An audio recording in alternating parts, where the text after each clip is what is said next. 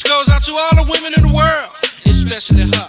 You know it don't even matter your age, don't even matter your color. Your fellas, I ain't forget about y'all. This is for everybody that like things. Just listen to what I'm saying and do it and take a chance. I put my hand up on your hip. When I dip, you dip, we dip. You put your hand up on my hip. When you dip, I dip, we dip. I put my hand up on your hip. When I dip, you dip, we dip. You put yours, then I put mine.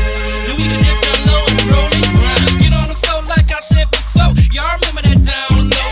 Just put a little dip with it. Now roll those hips with it. Pop it, push it, rock it, roll it. Can't control it, I come hold it. It's all in fun, so take a chance. Just get on the floor and do that dance, y'all. I know you like it, so don't try to fight it. Turn around, baby, let me see you from the back. Yeah, I like it like that. Get up now, roll those hips. Drop down, double up on those dips. Freak nasty, wanna see, can y'all do this right? I put my hand up on your hip. When I dip, you dip, we dip. You put your hand up on my hip. When you dip, I dip, we dip. I put my hand up on your hip. When I dip, you dip, we dip. You put yours, then I put mine. Then we can dip down low and roll and grind. Back again with the second verse. It's all clean, so I'm not gonna curse. Drop a bass like a bad habit. Love all women, cause I gotta have it. Coming at y'all in stereo. I'm riding that thing like a rodeo. Hang on, baby, cause the ride is rough, and I got my girls in the front. Now and later, just bumping that rump. Raise it up, let me see that ground. Slap it, girl, make it jiggle around. Round and round that rump goes. Where it stop, yo, no one knows, yeah. Freak nasty, wanna see, can y'all do this right? I put my hand up on your hip. When I dip, you dip, we dip. You put your hand up on my hip. When you dip, I dip, we dip. I put my hand up on your hip. When I dip, you dip, we dip. You put yours, then I put mine. Then we can dip down low and roll and grind. Well, all right, y'all. If you ain't dipping, you must be tripping. If you ain't doing it down low, got to go. To the people that moving slow, just moving slow. Yo, DJ, pump it up some more. It's off to the show in a limo. Before the show, I gotta get that dough. Pay them girls what they work. Slip that money under that skirt. Take it off, baby, let me see. You might get a little more Lucci. G-string, having oh so much fun. Playing inside between them buns. Shorty got it going on like Marvin. Teasing me and she know I'm starving. Lick you up, then lick you down. I ain't finished, girl, turn around. Lick you up and down your back, cause I'm that freak, I'm freaky like that. Freak nasty, wanna see, can y'all do this right? I put my hand up on your hip. When I dip, you dip, we dip. You put your hand up on my hip. When you dip, I dip, we dip. I put my hand up on your hip. When I dip, you dip, we dip. You put yours, then I put mine. Then we can dip down low and roll and grind. I'm setting it off to another level. You digging freak nasty without a shovel. This is my world, I'm just a squirrel trying to get a nut. So what's up, yo DJ? When the party's getting slow, join this jam and watch that flow get taken over like a 94. When I had the whole world getting down low. New Orleans born, ATL living. Freak nasty is what I'm giving. My juice is sweet like Georgia peaches. Women suck it up like leeches. It feels so good, you must admit you like this. Shh, yeah, y'all know the song. So come on, won't you sing it? I put my hand up on your hip. When I dip, you dip, we dip. You put your hand up on my hip. When you dip, I dip, we dip. I put my hand up on your hip. When I dip, you dip, we dip. You put your hand up on my hip. When you dip, I dip, we dip. I put my hand up on your hip. When I dip, you dip, we dip. You put your hand up on my hip. When you dip, I dip, we dip. I put my hand up on your hip. When I dip, you dip, we dip. You put your hand up on my hip. When you dip, I dip, we dip. I put my hand up on your hip. All right, chat. How we all doing? How's everybody doing today? Got the best intro music in the world right there. If I was a real show, I'd license it out. Because how much can the dip be these days? Luke is off fighting the Nephilim today, so we ain't got no Luke. But we got Matt Forney with us today. Hi, shalom. Welcome to Israel First. Yes, we got Mossad Matt here with us. He's hopefully going to bring in the shekels. Am I sounding all right? Because you sound just fine. Oh, perfect. Because the last time I tried to use this mic, I was appearing on Break the Rules, and it was completely fucked to the point where we had to cancel the show. And my earbuds, the last time I appeared on my show, on your show, using the earbuds, everyone said the audio was shit. So glad I don't sound like that. Yeah, it was bad last time. I also prepared in advance because one of the things I liked about my old earbuds was that I could go on your stream or anyone's stream and just kind of pace around and go outside and smoke a cigarette if I wanted. But I got Zins now, so I can just sit here all night. I remember for a while, I think it was in the 2018 election cycle, I kept popping on your stream. And for whatever reason, each time I was playing a Kirby game, and when I noticed that, it just became something I did. I was like, oh, I'm on Matt's stream. I'm gonna bring the 3DS downstairs and play Kirby. I did that too. I did that whenever I was appearing on the Daily Brap. Like, I'd be on my fucking, I don't think I had a wireless earset, but I had like I had one of those plug-in ones that had a mic installed. So I just like log in via my phone, and I'd be like cooking. I'd be like, taking out the trash. There was actually one time I appeared on your show. This was right before Google got rid of Hangout on air. Like, I was walking around outside. The camera came on, and you were like, "What the fuck? Matt's coming live from Silent Hill." Yeah, because I think it was like facing up. So I'm like, is Matt being kidnapped? Amusingly, it was like in the middle of the day, because like you were streaming at like midnight your time, and like I was in Tbilisi, and it was like 9 or like 10 in the morning. Oh, man. I was just going out for some coffee, dude. So you don't know nothing about Comicsgate, right? You don't know nothing about Liam. I know what I know about Comicsgate comes through you primarily. Okay, so we're gonna have to catch up because we got to talk about Liam, because Liam's continuing to come unhinged. By the way, I'm still buddies with Liam until such time as he loses his shit and says I'm not. I'm still buddies with him. I just legitimately want him to stop fucking losing his mind. Like, I don't hate Liam. I'm probably gonna crack some jokes that are maybe a little mean, but I'm an asshole. So what do you want to do? But no, I don't hate Liam. Liam could come on here at any time, by the way. So just to be clear, I'm not being like, fuck Liam, he's not my buddy anymore. No. But he is losing his fucking mind, and we got to talk about it. And to be clear, like, I don't really know who Liam is, aside from his appearances on your show. Apparently, he's kind of a big deal, but like, I mean, whenever he's appeared on your show, he's been pretty entertaining. But like, aside from that, I don't have a strong opinion either way. I've known him for about a decade. And after that, we're probably going to talk about Jim Goad dying, because that's another interesting story that's somewhat related, because it's, again, somebody not taking criticism well. Yeah, I've got a whole lot to say about that. All right, so let's do a quick remedial class. So Comicsgate started, good God, about a decade ago, because I was still on Twitter, under the Beglov. What kind of sparked it off, what was sort of the Zoe Quinn moment, is there's an editor that was at Marvel, who's currently at IDW, named Heather Antos, also sometimes writer. She's dog shit, and she has failed up her entire career, and she hides behind, I'm a woman and people want to rape me when she gets criticized. She's the worst editor in the fucking world. With comics, part of being an editor is you have to keep a certain continuity, at least at Marvel and DC, because these books all are set in the same world. So you have to rein writers in, like, no, you can't do that. That contradicts something else, or we don't want the character in that direction, or whatever. So there's that aspect of being an editor at Marvel and DC. But there's also the basic aspect of just editing the fucking book and getting rid of typos. She can't even do that. When she was at IDW and they were doing Ninja Turtle stuff, they used to do one-shots that were like collections of like the best of such and such character. They put out one for April O'Neil, and it didn't go to print this way, but the solicitations on the website, it was spelled Arpil, ARPLI, on the fucking title. That's how dog shit of an editor. So about a decade ago, she gets criticized. Hell, my tweet was featured in The Guardian. Is this all? That ended up. Oh yeah, I remember that. That was a moment of like true virality for you. Yeah, it was a lot of fun. Anyways, that sparked that all off. This ended up with some people decided to crowdfund a bunch of quote unquote non-woke comics, some of which were former professional creators, some of which were amateurs. Some of the big names out of this are like Eric July with his dog shit Isom books.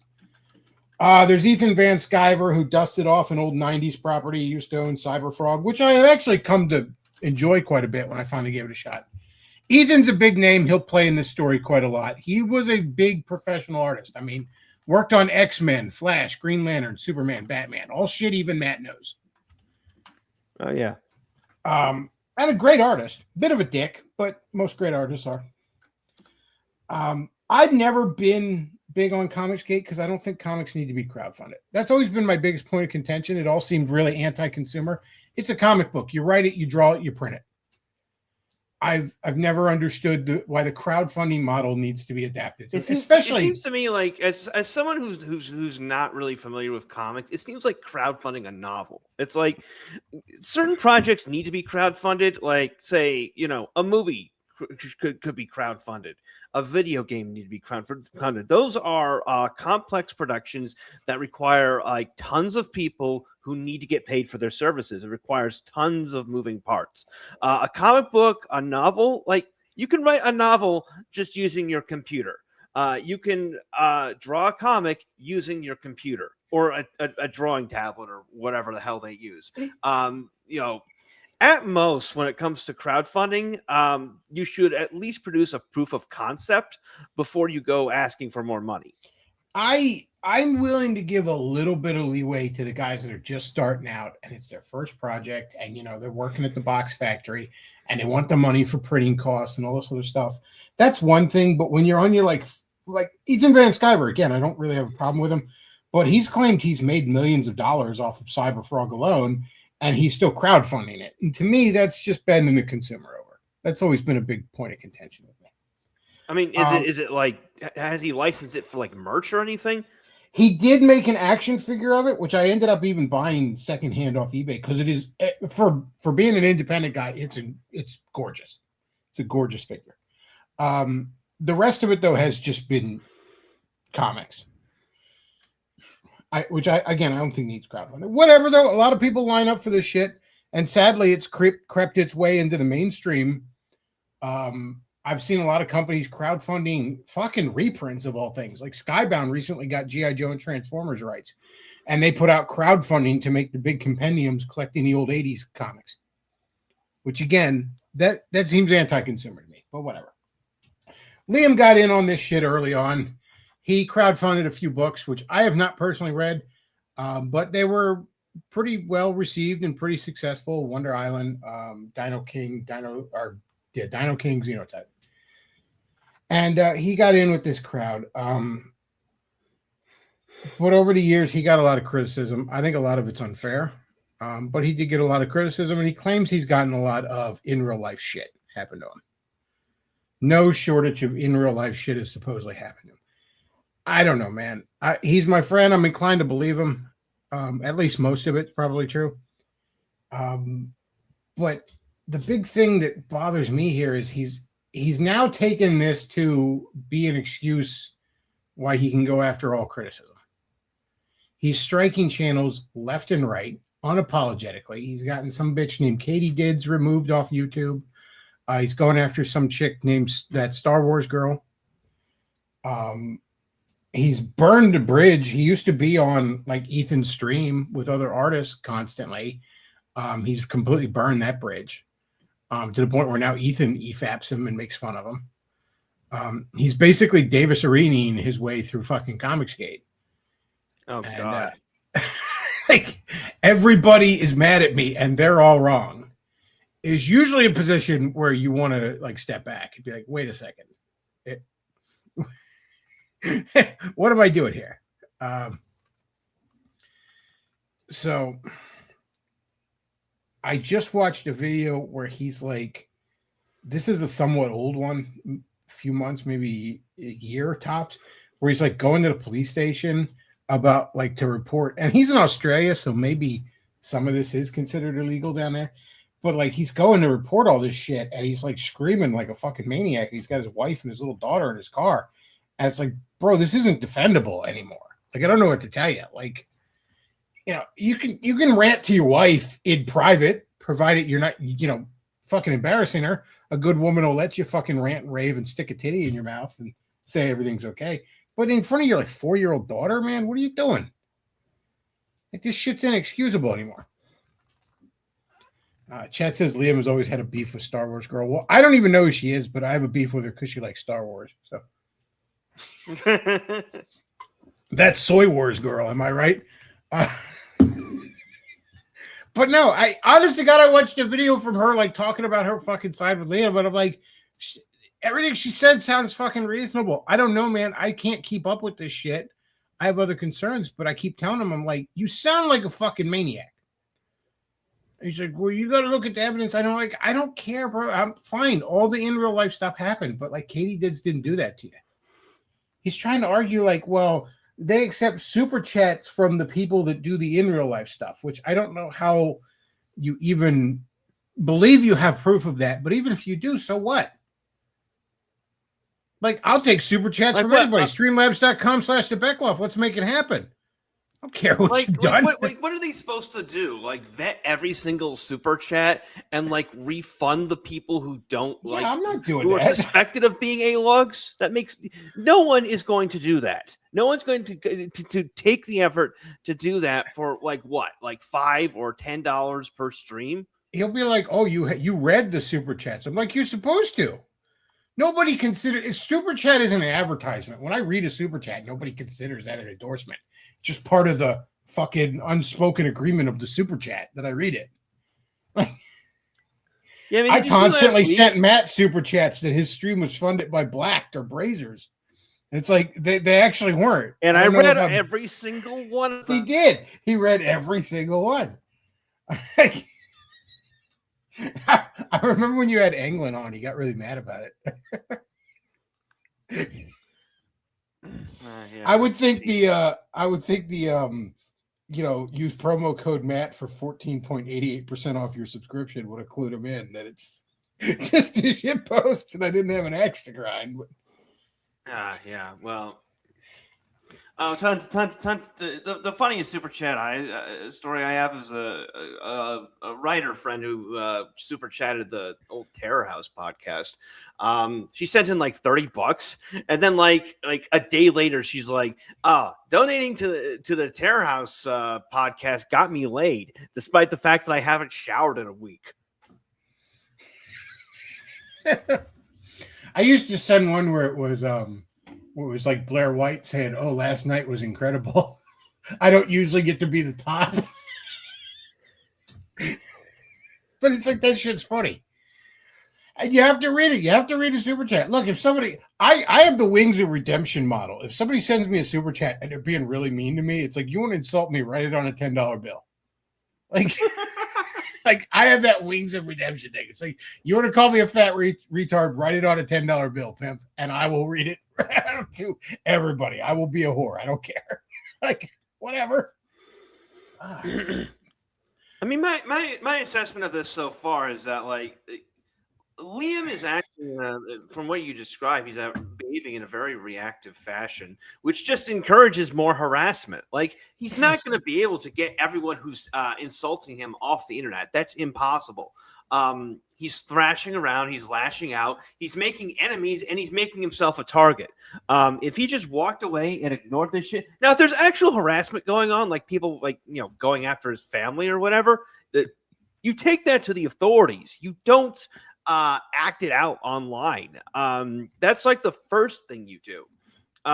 It's a certain degree of unseriousness when your response to supposed harassment is to deplatform people and not to inform the police.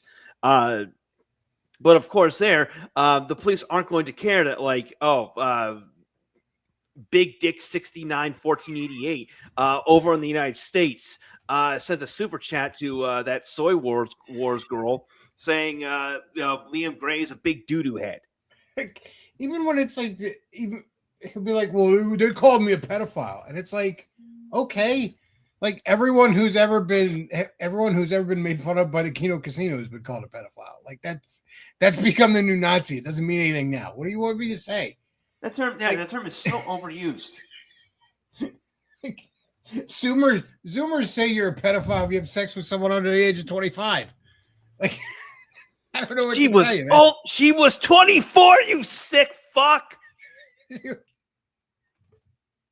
Like, I know it's like, I don't know, a few months ago, what was it, back in February, I had like literally all of evangelical and all of feminist Twitter, like just screaming at me, right?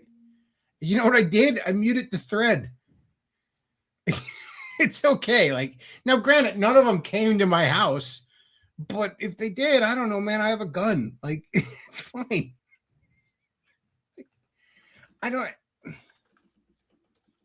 I mean, it was huge for about, that was the biggest one I had, breaking containment. I had like Lauren Chen mad at me and shit. Something about love me long time. I don't know what she was going on about, but she was very upset. Well, I mean, you would figure she has bigger problems with the whole tenant thing and all. I don't know. That Aaron Mc something or another was mad at me. A bunch of fucking evangelicals, or a bunch of feminists too. I mean, I felt a little bad because I'm quite sure that like a lot of those people only saw it because I retweeted it, or it's fine, man. I didn't care. Like, I just muted the thread. Like, it's okay. Like, they're just words on the internet. Like, sometimes it breaks containment. You just mute the thread. Like, I mute threads too. If it just, I actually had muted that one before it even got to like the people that hated it, because it was just like my phone was just pinging off the hook. I'm like, okay, I'm done. We're done here. We've discussed this enough. Like, you all talk amongst yourselves. I don't know, man. I keep trying to tell them that, you know, you're fucking up here. You're making this worse. You're making everybody, like, nobody can side with this shit. Nobody's going to side with the flagger. You know, you're just doing the quartering stuff over again. And right now he's like, well, I'm winning because I struck down Katie did. And it's like, he's winning in the Charlie Sheen sense. Yeah, you're winning while you're dying of AIDS. Like, I don't know what to tell you. Like, he's lucky he hasn't broken containment, because I imagine, like, at any minute this shit could end up on Kino Casino or Medicare or Revenge of the Sis, even, just to name shows I watch. I'm sure it's already being cataloged on Kiwi Farms. It already ended. Oh, yeah, I know he has a Kiwi Farms thing, but like, I know he already got, like, he had a Bearing did a fucking thing about it. Like, it's already breaking containment. It's already starting to, like, I don't know, man. He squandered a lot of opportunities here. He had a lot going on for himself, and now I don't see this going well for him. I just don't. You know, I was in his chat last night when he was coming unhinged, or maybe it was the night before, and I'm like, bro, you can't. Like, this doesn't work. I don't know what to tell you. And he's like, no, it's working for me, and it's like, it's not.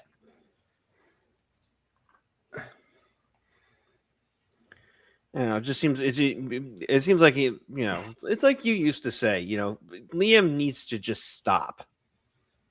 Yeah, Liam, you need to go on Amazon and buy a copy of Meditations by Marcus Aurelius. I'm going to sound like one of those guys for a minute, but you do, okay? Because I know the stoicism. I know a lot of guys take that shit too far and they become really insufferable, and that's terrible. But like, you need a little bit of that. You need to move a little bit in that direction. It doesn't matter. People are allowed to call me a faggot on the internet. They might even call you a pedophile, bro. But guess what? You responding this way only amplifies it.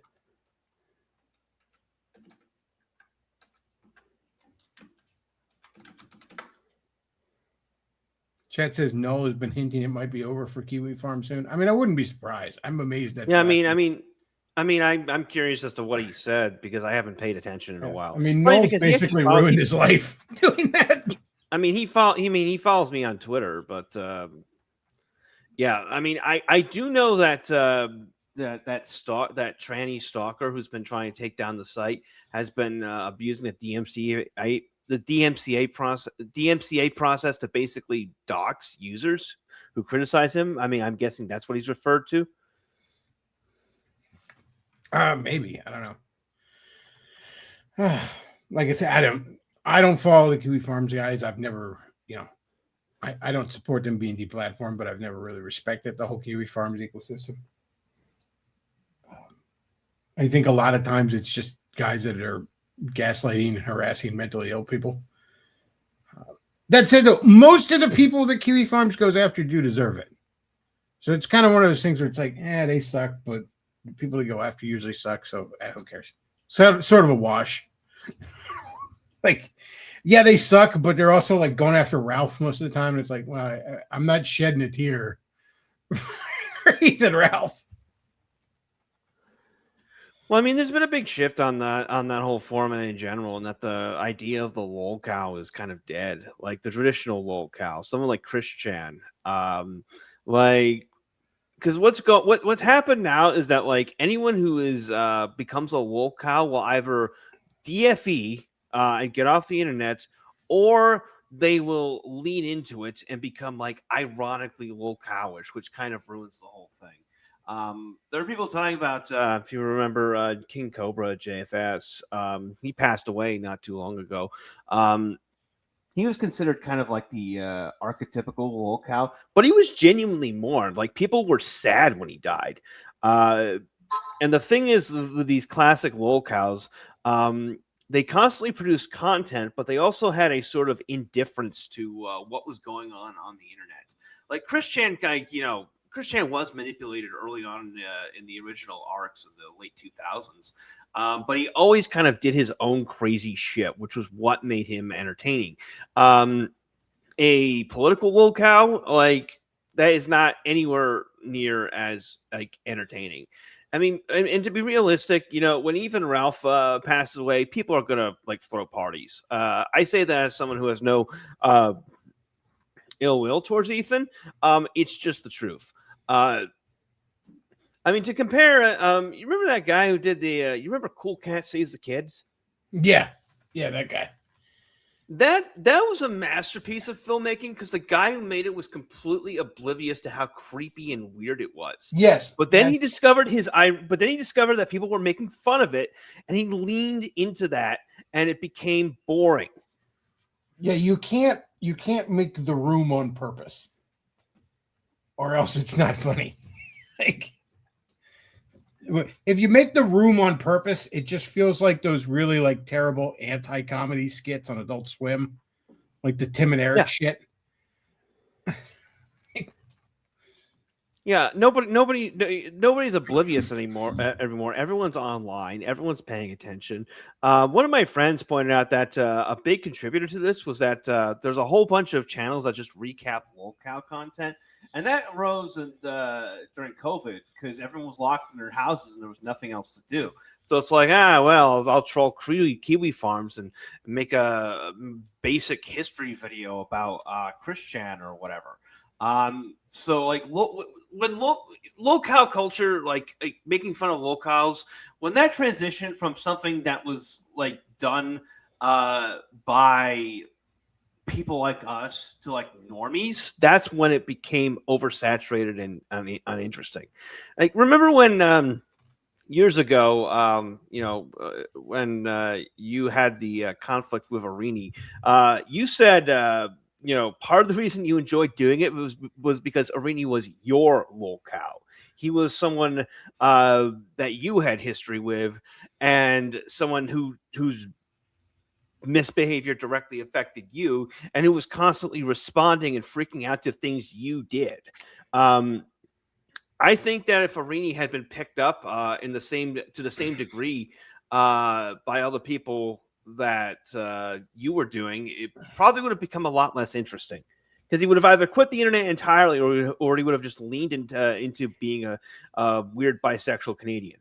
I said this on a stream one time, and I think he might have actually heard it and taken this advice. But at one point, Arini, I was EFAPing one of his streams, and he almost was breaking down. He was like, "Why would you leave me alone?"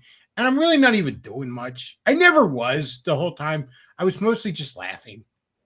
I know some people probably, like, somebody brought me, like, he was working at a Mazda dealership, and like, look what I found. And I'm like, it was kind of funny because he was a finance manager at the same time he was rambling on about usury on his channel. But I was like, leave him alone at work, dude. Like, what are you doing? Like, that's past the line. Like, I get the irony there, and it's a little funny, but I'm not touching that. But at one point I said on a stream, I'm like, Davis, you don't get it. You're leading this dance. Like, first of all, I'm reactive here. I'm just laughing at what you're doing, but I also have no reason to stop because I'm having fun and making money. Like, this stops when you stop it.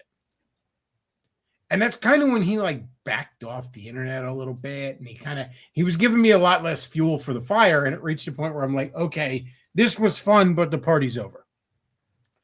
Yeah, I mean, the same thing happened with Argent. Argent used to have that channel that clipped like the weirdest and most insane moments from his streams. Oh yeah, and then Arini just stopped saving his streams. So the only way to catch his weird shit would be to watch it live, which basically meant Argent couldn't do the channel anymore. Yeah, and I said this to Liam. I'm like, you have to stop reacting to all this shit. And he'll constantly tell me like, well, I do. Like, I tried that. I fucking tried.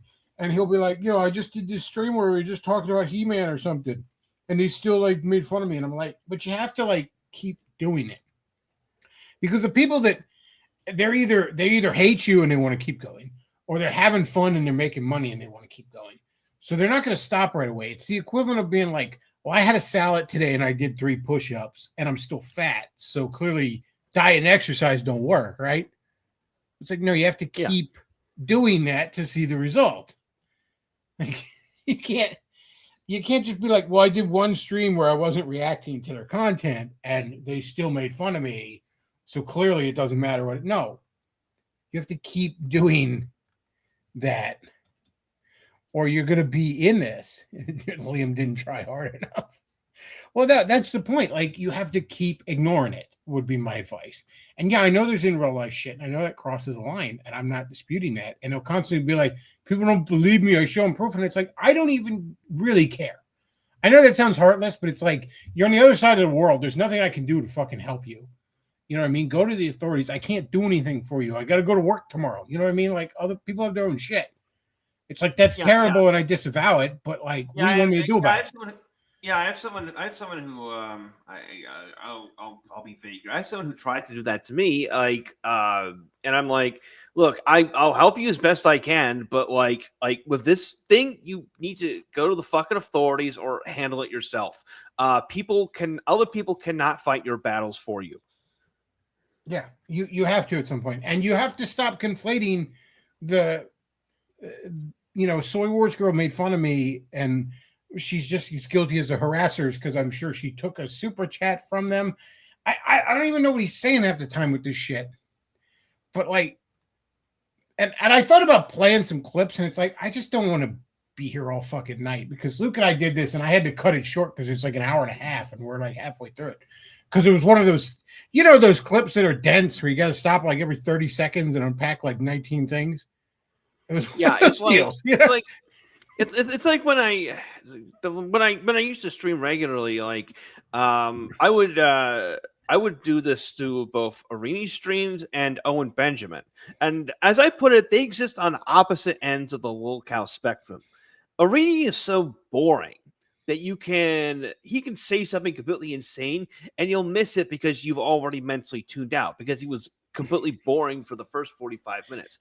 Owen Benjamin, on the other hand, is so Owen Benjamin, on the other hand, is so manic and crazy that you can't dissect his streams because by the time you're finished processing one crazy thing he said 10 more crazy things. Yeah, people would send me Owen clips to watch, and it's like, first of all, Owen's like deeply upsetting to me. He's just the kind of insane that just bothers me. But it's also like, in just like one sentence, he'll talk about the earth being flat and that in Ghostbusters, the Stay Puft Marshmallow Man was made of cum. And also the moon isn't real. And I'm like, I don't know where to begin. The one become three. Yeah, I'm just like, the Trinity is about butt fucking. And I'm like, what? Remember the arc when he was claiming the Trinity was a globalist lie, and if you believe in it, you're a porn addict. Yeah, because he was saying it's about 3 dudes fucking. Like, where did you get this from? It's like something a Muslim who's addicted to gay porn would argue. But yeah, you just watch it. You'd watch like his media analysis, and like he said, he's like, "Look, the Stay Puft Marshmallow is made of cum," and I'm like, "No, it's white." It's like there are other things that are white. It's marshmallow. It's in the name. There's no cum in marshmallow. How are you making marshmallows, Owen?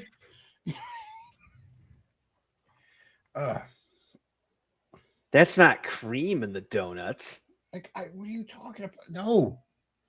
It's like he watched that bit from Van Wilder and he thought it was real. Oh, but yeah, I've constantly been saying this. I'm like, you have to stop reacting. You have to take the real shit to the authorities, or if you want to react, go on a fucking stream with Katie Dids and call her a cunt.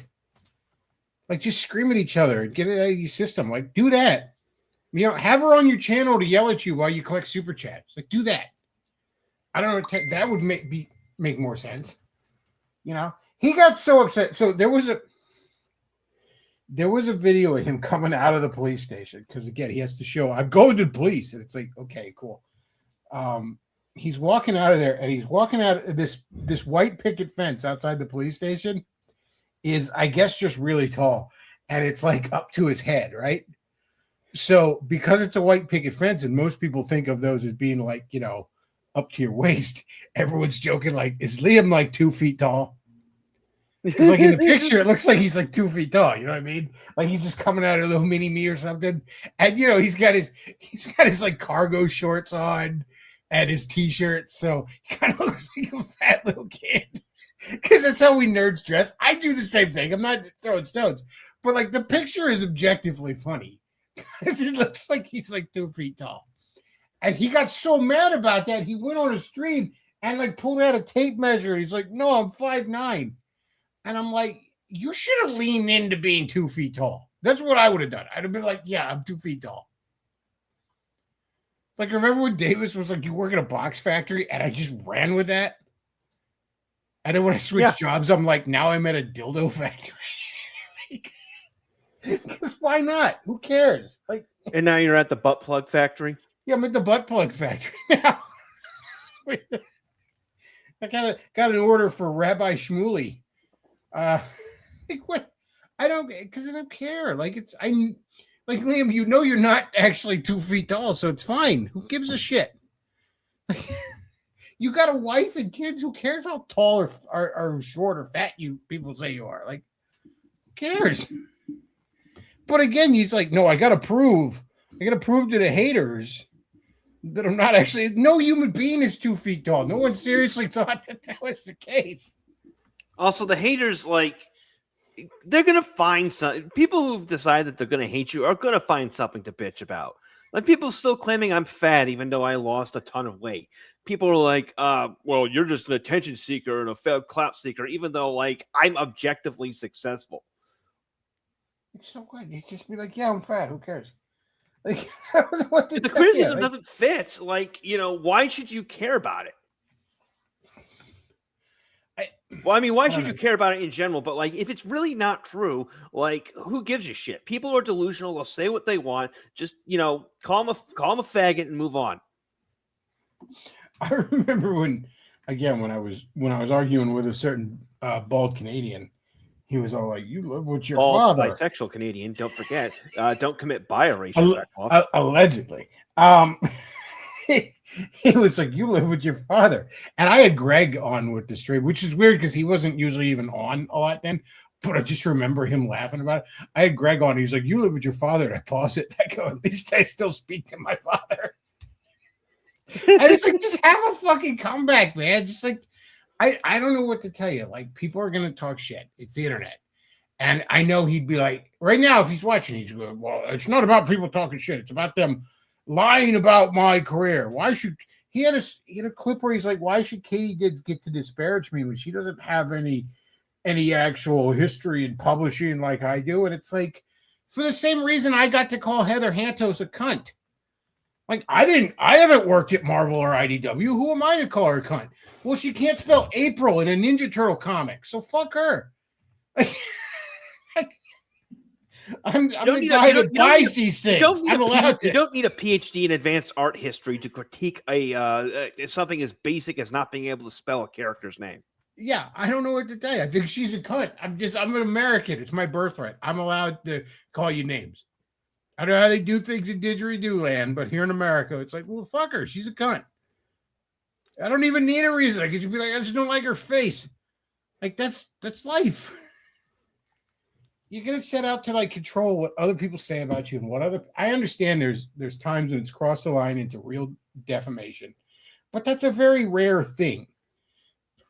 At least here in the States, it's very hard to prove. I know there's times when, for various political reasons, like free speech gets trampled on. Like the whole Alex Jones thing with the fucking Sandy Hook. That's an absolute travesty of justice, and everyone knows that. But generally speaking, you're just allowed to have opinions about people and news stories. You know, like if you preface things with "in my opinion" or "I get this vibe" or anything of that sort, you can basically say whatever. Not necessarily, but even then, like you're still generally right. Like libel, defamation, like there's a high standard of proof for a reason. There's a very high standard of proof. Yeah, especially if you're a public. If I'm just saying somebody gives me a vibe, I'm not even making an accusation. I'm just be like, wow, I kind of suspect stuff. I don't know. Yeah, I don't know, but I'm just.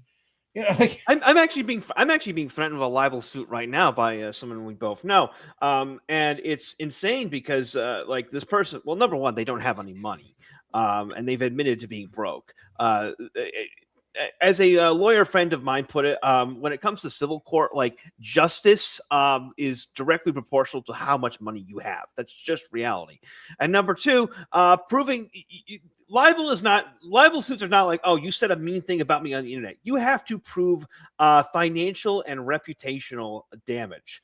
If you recall Chuck Johnson, who got sued for defamation, lost last year, and spent about 2 months in jail because he was in contempt of court.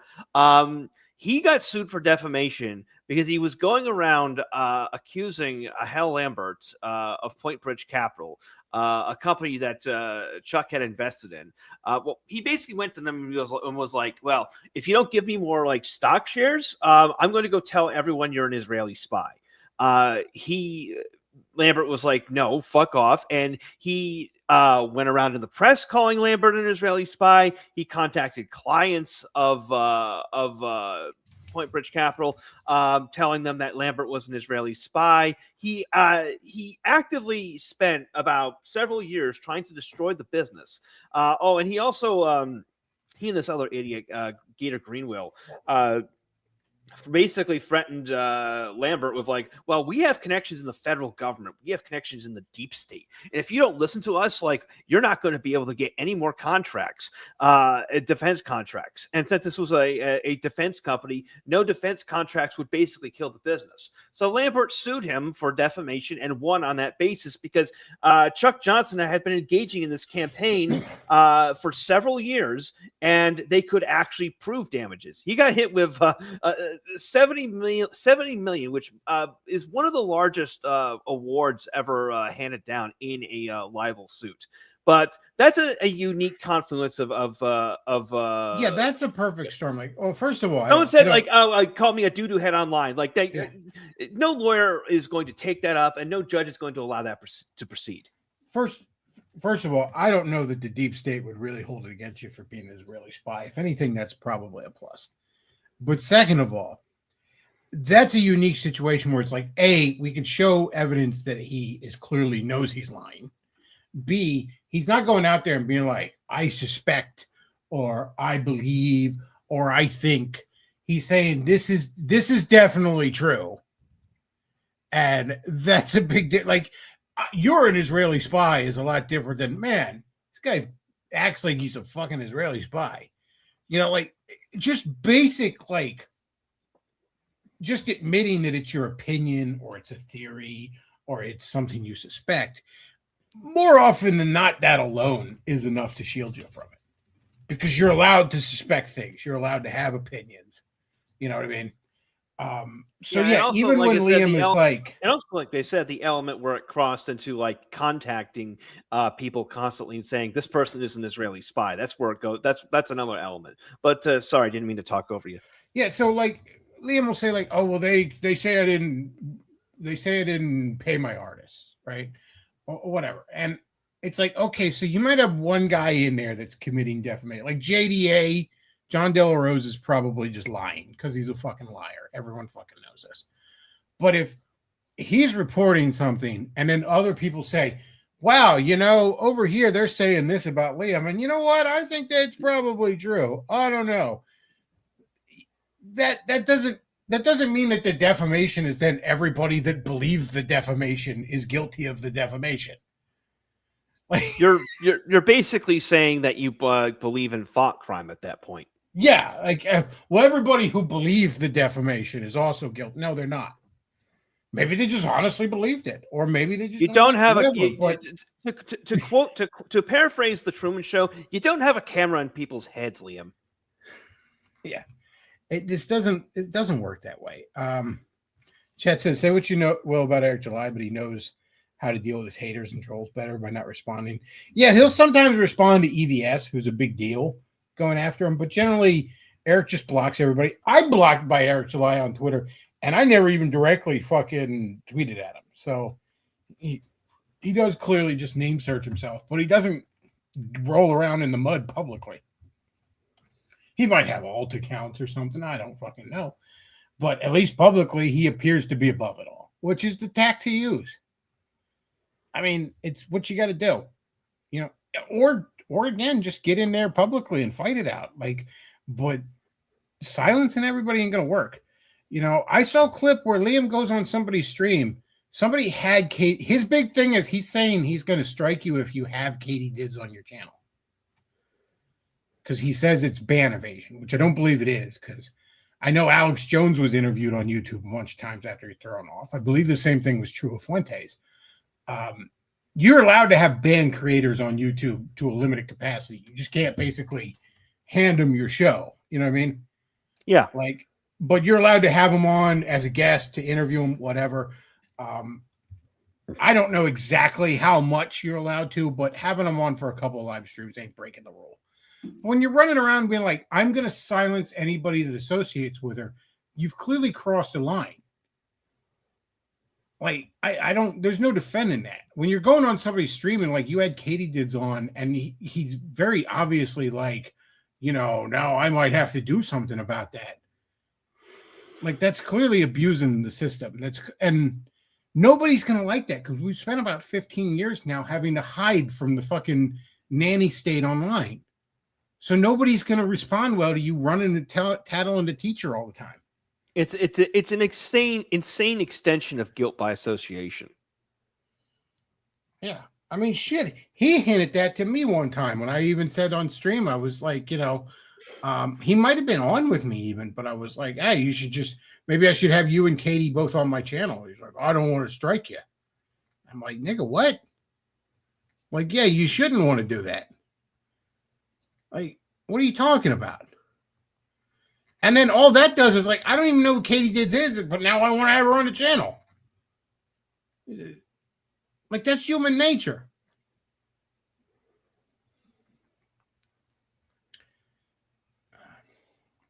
I don't know, man. I've said this numerous times to him, and I should probably just stay out of it, I guess. But I don't want to, because it's I do like the guy. And I want him to be acting fucking better. And also, I'm associated with him. So I just don't want people being like, well, are you okay with this? No, I'm not. It's normal for someone you like to not be a fuck up. It's called wanting the best for people you care about. Yeah. I don't want you to do this. This is wrong. It's not going to work out well for you. You think first of all, it's wrong. And so regardless of whether you benefit from it, it's not behavior you should be doing. But also you're not going to benefit from it. Certainly not long-term. Quartering thought, oh, everybody was calling me a cuck. They were calling me a cuck on the Kino Casino. So I'll get their clip channel taken down. How'd that work out for him? He added about 30% of uptick in audience to Kino Casino over on Kick. And he became a huge fucking locale. Shitting on quartering became a little cottage industry for a while. It's mostly died down because he's so fucking boring. But he's still circling the drain. He's still probably going to lose his fucking house at the rate he's going. Chat says, will I ever repair the bridge with Arini? Look, I talk shit on Arini sometimes, but I don't have a beef with him. Whatever beef there is on his end at this point. I've said before, like, whatever, man. He could come on this fucking channel. I will make jokes sometimes. I can't speak for Matt, but for me, it's like I don't care. I mean, I personally don't care either. It's like it's so far in the past, I don't give a shit. Yeah, whatever, man. Wish him the best. I honestly do. I know it's like cliche to say, and it's like I'll make jokes, but it's like, whatever, man. I make jokes about people. Like I don't know what to tell you. My best friends in the world, I make jokes about. Like it's okay. Yeah, I mean, I'm a lot more sedate than I used to be in my 20s, but you know what? I'm still gonna make rude jokes about everything and anything. Yeah, it's fine. So yeah, I don't have a beef with Rainey. I don't cover his streams anymore. That kind of thing. I just don't. Now, I mean, I'm not gonna promise I never will. I might wake up tomorrow to the news that he's gone completely batshit insane to an extent that I just have to talk about. Naked bald bisexual man arrested after smearing his own shit on his face and running naked through the streets of Calgary, helping fire hydrants. Of course, we're going to talk about that. Or maybe I wake up tomorrow and he's become mayor of his fucking town. I don't know what the hell. Weird things have happened in politics. So there might be instances where I feel the need to talk about it again, but I don't really have a beef. Like, that's so long ago. Like, who cares? Like, life's too fucking short for that, man. I don't know. Men shouldn't hold grudges. Men should fight it out, call each other faggots, punch each other in the face, and then move on with their lives. Yeah, and I mean, in the past week, we've got evidence that holding grudges your entire life can actually contribute to your death. That it can. So apparently Jim Goad died. Yeah, I mean, I'll update people on this because it was actually Matt Lawrence who gave me the news before, and then a half dozen other people did. But yeah, the news broke on Sunday. He actually passed away a month ago, but it wasn't reported until now. And a rather key fact to this is that he committed suicide. Yeah, that's what I'm hearing. Yeah, I mean, Goat has some tangential relation to both this channel and things we've talked about, because I had a rather serious conflict with him back in the late 2010s. The short version is that, I mean, I should probably preface this by saying, like, he was a famous writer in the 90s. He did the Answer Me zine, which was known for such charming articles as Let's Hear It for Violence Towards Women. He wrote the Redneck Manifesto, which that's still a very good book, regardless of what you think of the author.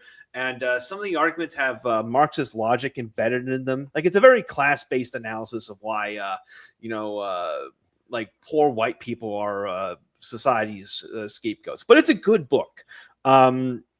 Shit Magnet, I read in college. Like, that's not so great because, basically it reveals his psychological flaw, which fed into what he did to me. He was a narcissist who was incapable of tolerating any criticism of himself, and he could never, ever drop a grudge. If you said something about him that he didn't like back in 2002, he'd still be griping about it in 2018. There's actually a recording, I don't know if it's still online, of him saying that he wanted to beat the shit out of Grinder Greg Johnson because all the way back in the early 2000s, Greg Johnson reviewed Shit Magnets and described Goat as a bad seed from a bad egg. Like, he did that kind of shit constantly. He did that shit constantly.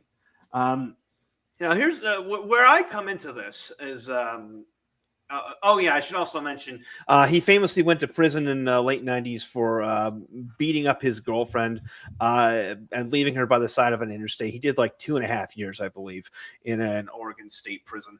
But how do I come into this? I've been a fan of his, when I was in college. he was a columnist for Tacky Mag for most of the 2010s, and he wrote an article called "In Defense of Degeneracy," where he was trying to draw a false equivalency between like SJWs, the woke left, whatever you want to call it, and like right-wing Christians. And I lightly criticized him for that. And 3 months later, I wake up and he's up in my SoundCloud DMs. He's saying like, oh, like I've known about you for years. I've always hated you. I've always thought you were a joke. You're a fat loser. I'm going to debate you. I'm going to shred you in a debate, you fucking loser. First off, my immediate reaction was like, huh? What the fuck? Because the only interaction I'd ever had with Jim Goad up to that point was I believe it was around 2015. I bought a copy of his book, Jim Goad's Gigantic Book of Sex. It got fucking lost in the mail. I posted it on Twitter, and he suddenly contacts me, and he offers to send me a free copy, which was nice of him. I'll say that much. But I never had any other interaction with him or saw any interaction with him. So he's up in the fucking he's up in my fucking DMs insulting me. I was like, okay, he wants to debate. And again, I was a literally who at this point. Like I was largely offline. I was mainly focused on building Terror House. I've been banned almost everywhere. So my mentality was like, okay, I'll debate him. The fact that someone of his stature is going after me means that I basically won. I won already. Now, here's the thing. He wasn't interested in any kind of real debate. He wanted to fucking basically create a spectacle and, humiliate me. So, like, throughout the entire week, he's posting on Twitter about how he's going to destroy me, and he's in contact with my exes, and, like, he's getting all the dirt about, what a terrible person I am and what a loser I am. The only ex of of mine that we both knew was for multiple time guest on this channel, a woman by the name of Ann Sturzinger, who I was involved with from 2014 to 2015. She succeeded Goad as the editor of Tacky Mag when he left. And when this debate happened, it happened on Irini's channel. I told him like, okay, we're gonna do this on a neutral channel because like I'm not going to your podcast. You're just going to edit it to make me look stupid. So we did it on Irini's channel, and Irini had some contact with Goad beforehand when he interviewed him for the Sarkeesian Effect. The debate starts out. Goad is like, oh, you're a bad person. And here's what this woman who knew you says about you. And it's all this bullshit. And I'm like, yeah, like that's Ann Sturzinger. She's fucking nuts. And she's, and Goad is like, oh, really? Did you know that she just got raped 2 days ago? And like, when I questioned that, because like, she was like, oh, she got raped by a black guy. And I'm like, when I understandably question this, because like number one, Sturzinger's an alcoholic liar, and number two, like who the fuck announces someone's rape like this?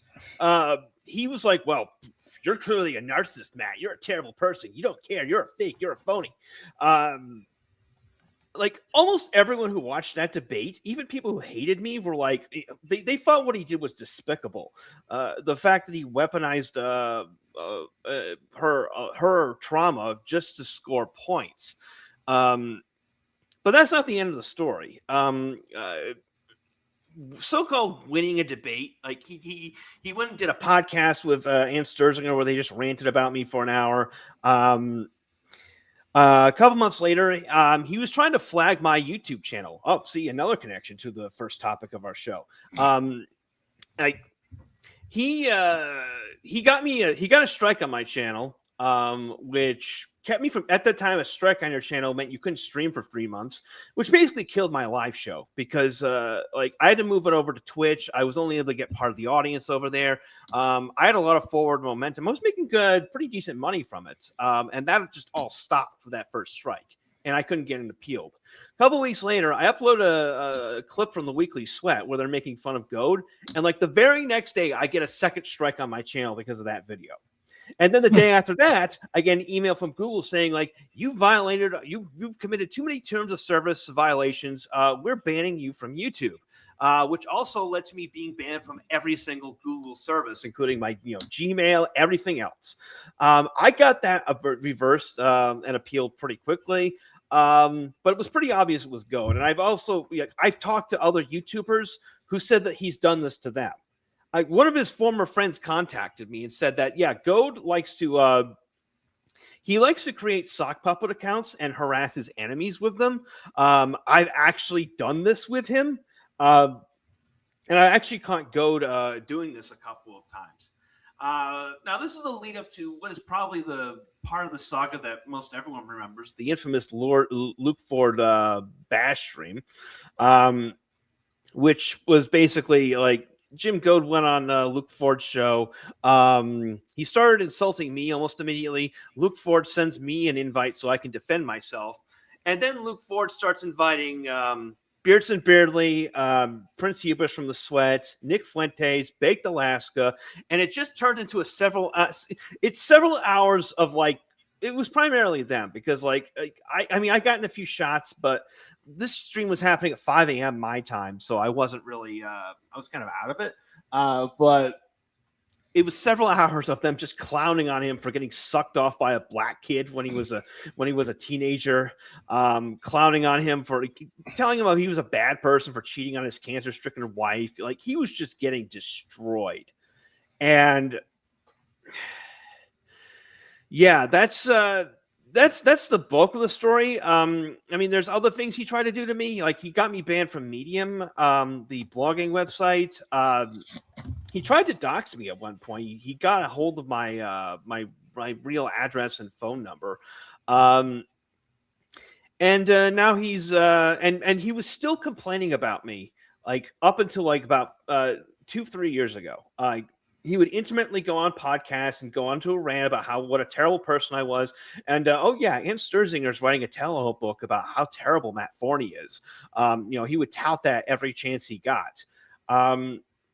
But what happened was at the beginning of 2025, he just kind of dropped off the internet. He stopped writing for Countercurrents. That was where he had moved to. He stopped doing his show on Gather McInnes's thing. He stopped posting everywhere. As Greg Johnson tells it, Grinder Greg tells it, Goad was just like terminally depressed and thought his entire life was a failure, which probably contributed to his suicide. And I want to make this very clear. I don't take any joy from this. I mean, you figure I would, but I really don't. Goad is one of only 4 people who have ended up on my permanent shit list because he crossed one of my red lines. Don't fuck with my money. Just so you know, one of the other people on that shit list is Thomas Massey. But the last great Republican. Well, the thing is, like, it happened so far in the past that like I can't get worked up over it. And the thing is, I mean, as terrible as a person he might have been, he was still a very influential figure in this part of the internet. And he leaves behind a wife and a severely autistic son. There is a tragedy here, and I mean, there's a bunch of interesting revelations. But I'll let you cut in Beglov. He leaves behind a lot of unsucked black penises. Okay, his work is never done. I don't know, man. I always thought Goat was an asshole. I was only vaguely aware of him. Like, I think I kind of remember him being on Politically Correct back in the day when I was like a teenager. Yeah, he was. He was on Politically Incorrect in the 90s. He used to be a big deal. But again, it comes back to what we were talking about earlier. You can't take the criticism, and it's like I understand. Like, nobody likes to be made fun of. Like, yeah, again. The worst I ever got on Twitter, at least on this account, was back in February when I dared to suggest that men can have hobbies. And all of evangelical Twitter and feminist Twitter didn't like it. I've gotten some other ones that were bad, but it's like, yeah, nobody likes it when like a whole bunch of people are calling you hurtful things on the internet. That's not right. I would much prefer everybody like me and send me super chat money, but you just ignore it. Like, you just mute it. Like, what am I going to Yeah, I mean, I think the only big name I responded to was Lauren Chen, and I just posted a picture of like the Asian prostitute in Full Metal Jacket talking to the servicemen, and I was Oh. like, I was like Lauren Chen yelling at me on Twitter, 2025 colorized. Like, The other key element here is that Jim Goad may have quite literally been bullied into suicide. Because on Monday, Gavin McInnes did a tribute show for Jim Goad. it's pronounced Gavin McAnus, actually. Okay. No, it's Gavin McInsert. And this actually again loops back to someone we already mentioned earlier in the show. McInnes talks about on his show how he believes that Goad's debate with Owen Benjamin in 2024 just kind of broke him mentally, because I mean, you could see clips from the debate. Goad is visibly tired. He's worn out. He's not as fast on his feet as he used to be. And in all fairness, I feel that way every time Owen Benjamin is talking. It drains me too. It drains my soul. But at one point, Owen Benjamin just slams Goad, telling him that like you abandoned your autistic son. And according to McInnes, after that debate was over, Goad says to him like he's right. I did abandon my son, which according to McInnes was the first time Goad ever acknowledged that one of his critics was right about him. Now, here's the thing. I was actually the first person to expose this. Back in 2018, around the same time as the Luke Ford stream, a local news channel in Atlanta ran a story on Goad's then 10-year-old son, who was like non-verbally autistic. Like he wasn't autistic as in he enjoys paradox games. He was autistic as in he couldn't speak, and how he had formed a bond with a local Santa. And the thing is, as Goad himself proudly proclaims, he was the one who filed for divorce from his wife, Shannon. I talked about this. Goad was so incensed, he went and recorded a phone call with his ex-wife, refuting the allegation that he was a deadbeat dad. And it's like, nobody accused him of being a deadbeat dad. We accused him of divorcing the mother of his son and leaving his son, his severely autistic son, to be raised in a broken home.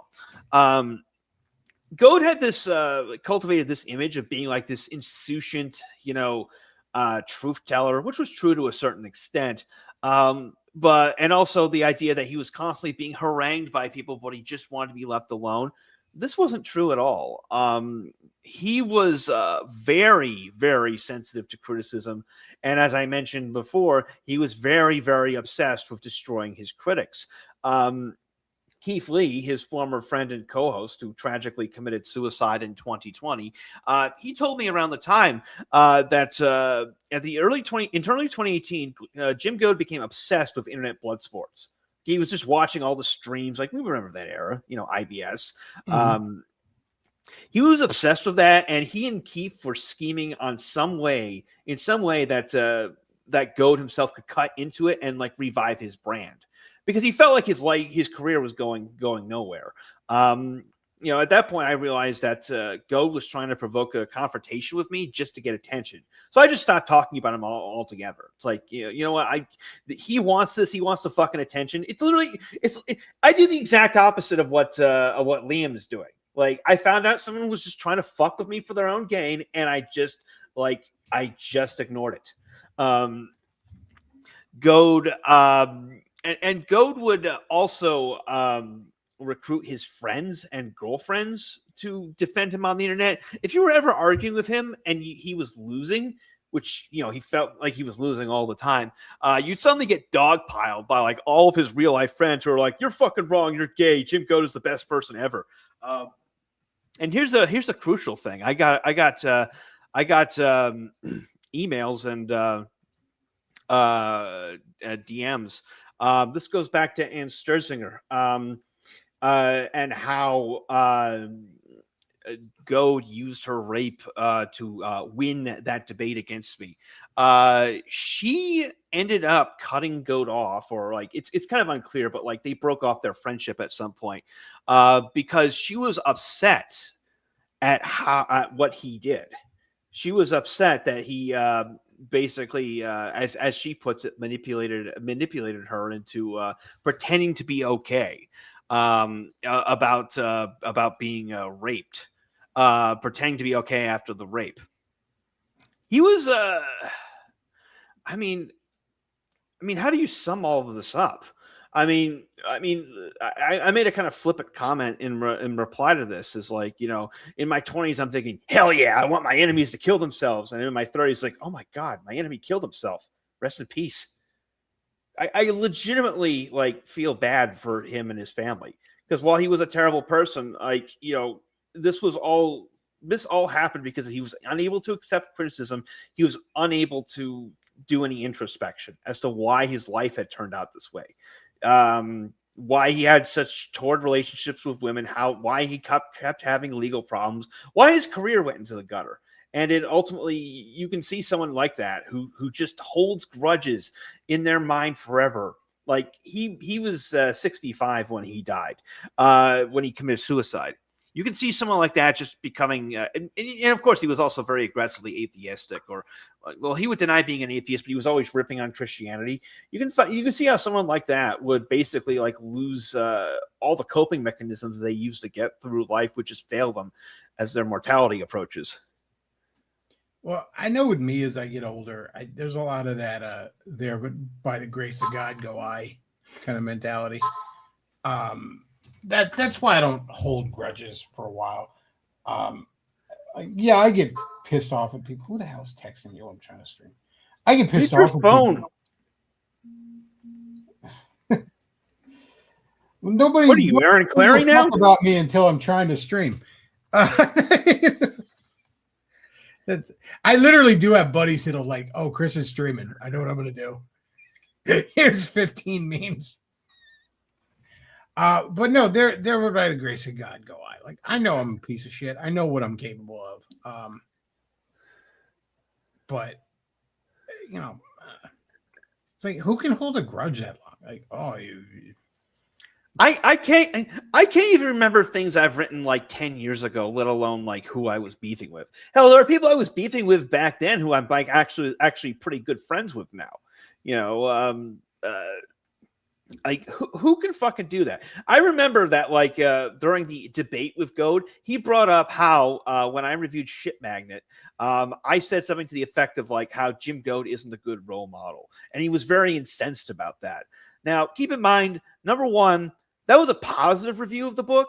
Like I said, it was a good book. And number two, I wrote that review in like what, 2009? Like he somehow internalized that and held on to it for like 9 years. Yeah, that's not. I was honestly surprised when I was in the chat of you were, I think, on, it may have been Arini's channel or something, but I popped up in the chat and said something, I don't remember, but he literally responds to it and goes like, "That's not how it is, Chris."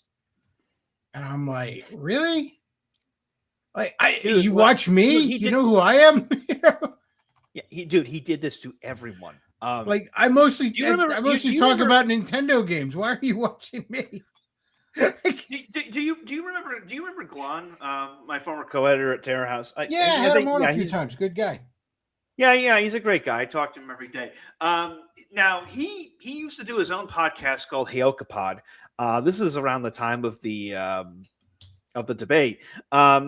But a couple months before that, Keith Lee had a falling out with Goad, and posted a SoundCloud podcast, kind of giving his side of the story. Glon liked it. Jim Goad saw the like, and he started stalking, and he was stalking Glon's SoundCloud page for months afterwards. Hell, he actually started DMing Glon, like threatening him. And all Glon did was like a podcast. He didn't even say anything about Goad.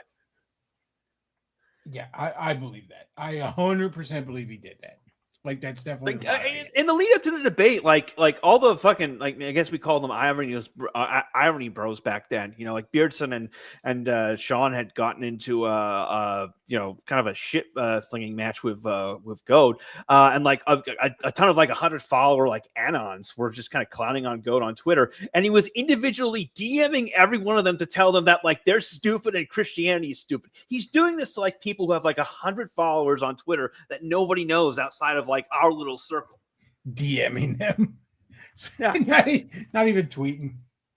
He's fucking showing up on, like, you know, if they've got like YouTube channels, like he's showing up on their YouTube channels, commenting, calling, insulting them. Like you basically like had to do almost nothing to get into a feud with Jim Goad. He was quite possibly the most sensitive man on the face of the earth when he was alive.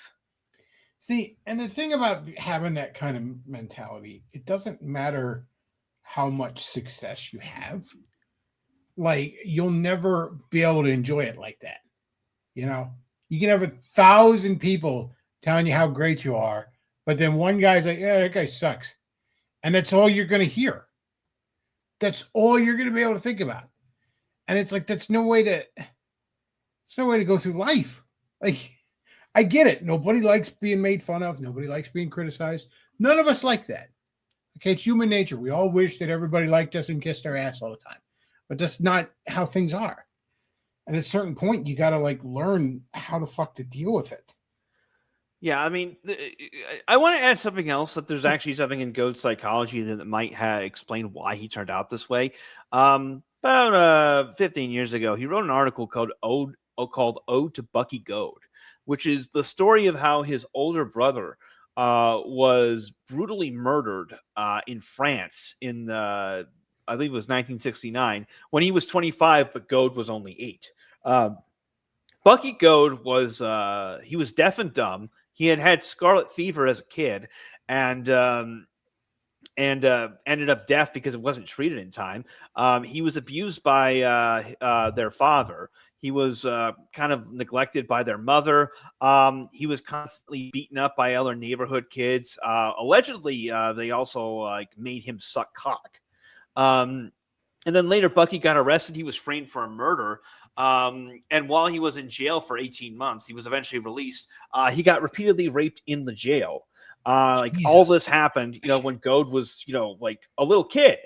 And honestly, like that kind of traumatizing thing, where not only losing a sibling to like a brutal murder, like Bucky flies to France, and like he literally got murdered like the night he arrived in Paris.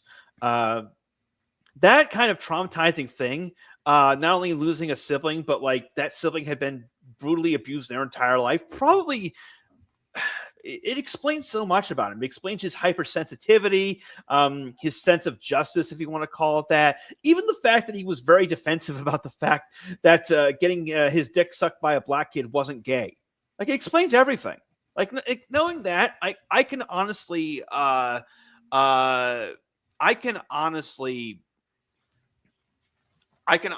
say I can forgive a lot of his behavior. It's not gay if you're on top, Matt.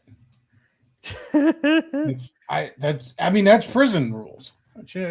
Goad was in prison. He knows that. It's not gay when you're on top. Ain't nothing gay about getting your dick sucked. And there's a bit of a coda to this story. It's a little gay. It's a lot gay. Yeah, it's a little gay. And the thing is, there's a bit of a coda to this story, because when I posted about the death, obviously, and I think I presented it in a fair and balanced way. Like, you know, I talked about Goad's strengths, you know, his influence. You know, he was a good writer.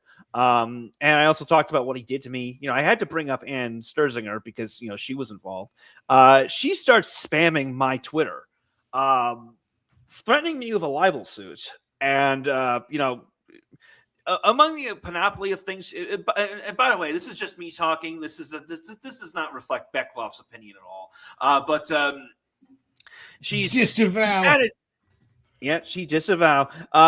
In addition to like the strange panoply of lies she's propagated about me for close to a decade now, that I raped her and whatnot, she's now claiming I'm secretly gay and that I was in love with Jim Goad. So I just replied simply, you know, I have the evidence that, you fucking hated Goad and we're trashing him privately to everyone else. So now you're pretending to like him just to get back at me. And also, I have the evidence you're broke. You're not filing a libel suit. So like, that's the that's all I got to say about that. And to reply to hold up. Red Pill Everyone Renegade knows said Matt in the is chat- gay for Trump. Yeah. To reply to Red Pill Renegade in the chat, I can only imagine how Forney would react if or when Richard Spencer fits the best. I honestly would feel a bit bad too. I mean, I don't have an issue with Spencer anymore. I mean, I don't like him. I have no interest in interacting with him again. But all this shit that happened between us, again, we're talking about stuff that's coming either a decade old or like coming up on it. Who fucking cares anymore? I can't even get mad over Spencer over the dumb political shit he's done. He did in the past, like, unite the right, because like he doesn't do that shit anymore. He's just a podcaster. He's fucking, he got baby trapped by RFH. He's fat now. All of his fucking inheritance is going to go to paying off that lawsuit. He's just a podcaster. It's like, I don't like him, but I don't really care about him either. And if he dies, I'm probably going to be a little sad too, because he's another person who's been laid low by his own personal demons. It's mushroom and Swiss nationalism. He did get fat. It's hot stuff. You can get it at a number of different places. You can. God. I love how Red Femme Hitler was all about like shitting on the worst aspects of the right, and then she starts gravitating towards men that are those things. Like she was fag hagging for fucking Fuentes for a while. That's what I like. I was like, I'm not even. She was following me back on Twitter, I think, but I'm like, I'm not with this thing. It's like you run your mouth about misogyny all the time, and then you fag hag for Fuentes, who is disgusted by the mere existence of women. Yeah, I mean, she constantly talks about how women shouldn't have to date losers, and she dates one, and she decides to not only date but have a kid with one of the biggest losers in America. Not even Richard Spencer 10 years ago either. I mean, at least back then he was thin. Yeah, it was a clean-cut, charismatic Nazi back then. Now it's the Wendy's spokesman, Richard Spencer. Let me tell you about Wendy's new mushroom Swiss burger. She talked so much about how women want beautiful twinks, and then she went and shacked up with a bear. Talk about twink death. Oh man. Well, this has been pretty fun. I think we're gonna wrap it up though. So yeah, Liam, don't be like Jim Goad. Okay. Please don't be like Jim Goad. Like we don't want to have to be talking about your death. Like, I say this as someone who has like, had no opinion of you prior to this. Nothing against you. Please just stop. The path you're on is a very dark one. Yeah, I'm going to tell you point blank. This is not a good way to go down, man. And I think all this shit going on right now is repairable still. I think you can get your other books out there. I think you might even be able to repair relationships with some of these other people, at least professionally, that you kind of like. I'm sorry, Ethan Van Sciver can be a dick, and I've had more than a few criticisms of him, but like he bent over backwards to try to protect you, Liam. He really did. So if he's like shitting on you now, you need to frankly, if I'm shitting on you, I've defended you for a decade. So, like, yeah, you need to be like, oh, man, maybe I am fucking up. I have to highlight this from the chat. DZ says she referring to RFH, I guess. She picked the bear, I guess. Oh, shit. There was more chat I didn't even notice. Let's see. Goad's abusive dad didn't help. Yeah, the chat wasn't scrolling down for me. She picked the bear. Yep. I'll be perfectly honest. I think Goad is at least exaggerating some details of his upbringing, because John Steele has talked about this as well. Goad would always repeat this story about how his father punched his mother in the gut when she was pregnant with him, punched her in the womb. He had this other story about how when his dad died, the Catholic priest officiating just went on a rant about what a terrible person Goad's dad was. I think he was exaggerating there. I think he was telling the truth about Bucky Goad because while he kept telling these other stories, he only ever talked about Bucky Goad once. Well, I hadn't heard that, and I was like, Jesus, man, what is it? Yeah, you could say that. You could almost argue that the poor guy never had a chance in life. Well, again, you self-sabotage. You have all the success, and then it's like, I'm mad that somebody on Twitter called me names. It's like, just block them, man. Better yet, just mute them. I don't even like blocking people because they know you did it. And they can be like, ha, I got to them. I like muting people on Twitter because they don't even know. It's like, yeah, keep screaming into the void, I guess.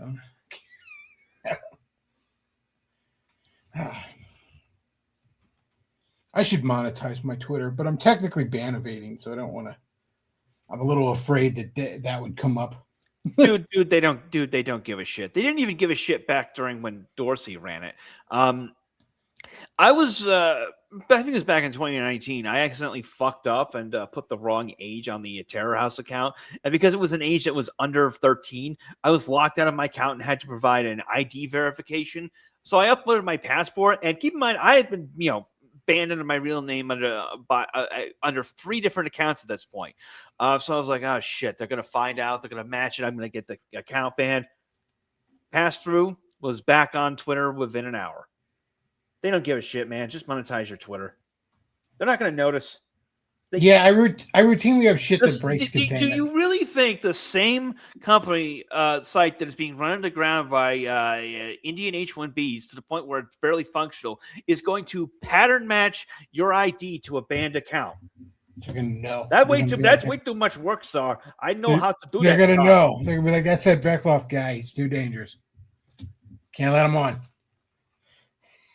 It's too much. Hell, you could get unbanned by just repeatedly requesting a review. I think tons of people have done that who get banned. They just keep harassing Twitter with like appeals, and eventually Twitter just after. That's how I got 3, 4.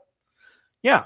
This account got banned for like a week, and I just like multiple times a day just spammed, and I wasn't even always like filling out the fucking form. Like sometimes I just like. I think one time I wrote like the fucking first 2 lines of the Ninja Turtles theme song in there. Like I was just like, whatever, like just give me my account back. And they finally did. Yeah, like nobody there gives a shit. Like nobody's paying attention. Like their attitude is like, you know what? Fine, this guy keeps harassing us. Let him back on. Like I got nailed for a bot thing because I responded under I think it was Pete Hegseth or something. It was like, yeah, let's go to war. And I'm like, yeah, have fun dying for Israel. And it's like, I know what happened there. I said die under a fucking government official's fucking Twitter. So that's how I got nailed. There were a bunch of a threat. There were a bunch of people who got banned that week under similar pretenses. They all got restored. Yeah, I came back and I did set up a backup that week, but I also didn't have the backup on my phone because I was afraid like it would get IP matched. So I was like, shit, it really did show me how Twitter addicted I became. Because like it worked the whole time. I'm like, man, I wish I had Twitter. My machine's really slow. I wish I had Twitter back. All right, folks. Well, if you enjoy the content I put out, and I don't know why you would because it's low effort dog shit, but if you do, you can go to streambuzz.com/Beglov, paypal.me/Beglov, Amazon wishlist down below if you want to support. Did you get any super chats or? I did not. See, I don't know. Ever since I got off Streamlabs, I haven't been getting them because people like it when shit pops up. Yeah, that sucks. Do you mind if I do some light shilling before we go? No, go ahead. First off, go subscribe to Debateless on YouTube, the new podcast network I work for. I have a show on there called The Matt Forney Show. The next episode with Lady Astra will be up this Friday at 7 Eastern. But probably more germane to your audience is I guess it's technically not new. I've had it for about a year, but I'm posting on it again. Society of Sensation, a retro video game review show for the rest of us. I'm back to making new episodes. I put up a new one about the Blade Runner game about 2-3 weeks ago. The next one will be in August, probably the first week. Like I'm actually gonna be recording the voiceover for it starting tomorrow, probably. So yeah, It's go going to be check on that out. Custer's Revenge. I don't even think would it even be possible to put that on YouTube? I mean, yeah, it's pixelated. I don't but it's still know. like I don't know penises. because like AVGN took that episode off of his YouTube channel a few years ago. So I don't know, man. Maybe that does get you in trouble. Maybe you could do beat him and eat him. I had a stream on here where I played Custer's Revenge for a while a few years ago, and I didn't get in any trouble. But I'm a real small channel, so. But yeah, go check that out. And I actually went and posted some links in the chat, so you could all like and subscribe and that good stuff, and hit the notification bell and send us shekels. All right. Well, that's about it for tonight, folks. Let's see. Like I said, if you enjoy the show, do support the show, and see you next week, 9 p.m. Wednesday, 9 p.m.